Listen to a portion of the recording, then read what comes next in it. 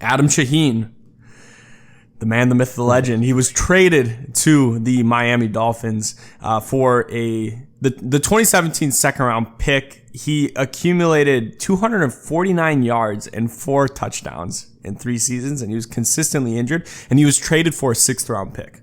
This is going to save us almost $2 million in cap, and it continues kind of a tight end cut down that we saw with Ben Braunecker, who, he was arguably had a better career for us than Adam Shaheen, and he was straight up cut. But we kind of have an abundance of riches at this tight end position right now. We're very well off. We're very lucky to have the position group that we have following a horrible season with tight ends.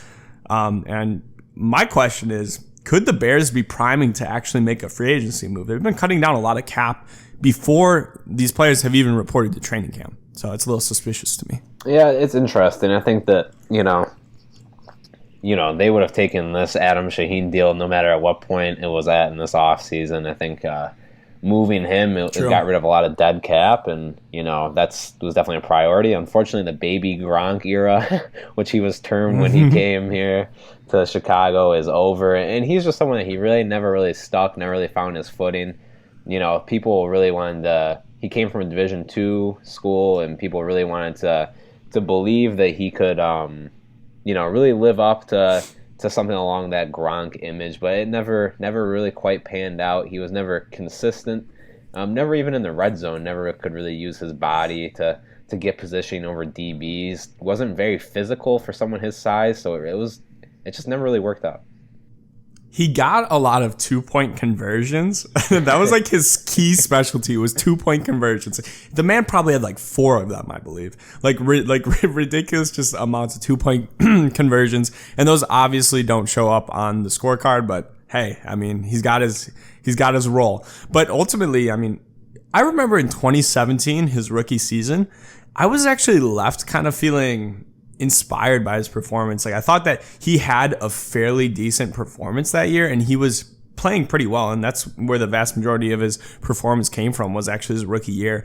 And then I think when we started actually adding real offensive pieces, and we didn't just have, Kendall Wright and, Bellamy, Tanner Gentry, Bellamy on the perimeters, were like, oh yeah, he kind of sucks. He was the only thing we had at that point. So he looked good by comparison. Ultimately, yeah, I mean, conditional 6th round pick. I know the condition is that he makes the team, or that's the speculated condition. I'm happy with that, man. Like I'm happy with that. That's as much as we could have possibly asked for. Yeah, I mean, that return, the chance that there's a possible return for him. If he makes the team, the Bears get a 6th round pick, beautiful. If he doesn't make the team and the Bears don't get anything, then it's still fine, because he wasn't really someone that we needed to keep around. And like you said, I mean, this tight end position grouping got juiced up quite a bit. Adding Jimmy Graham on a not so great contract, but still better than what the Bears had before. Going out and getting Cole Kmet with their first pick in the 2nd round.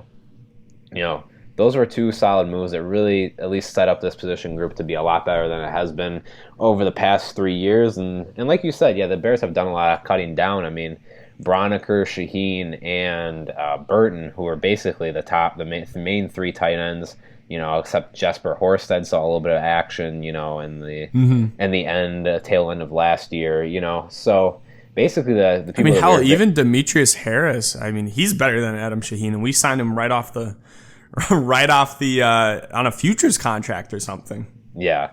So basically the people that we were used to seeing aren't really even around anymore, but it's kind of like good riddance. Burton never really quite panned out to be what they expected him to be, and he had much better 2018 than he had 2019. Struggled with a lot of injury issues, and injury issues just seemed to be something that was riddling our tight end grouping anyway. Like, we just could not catch a break with it. And when you look at the Chicago Bears offense, the amount of change that has occurred from even the 2018 season to now, it's pretty ridiculous. I mean, we have none of the same tight ends.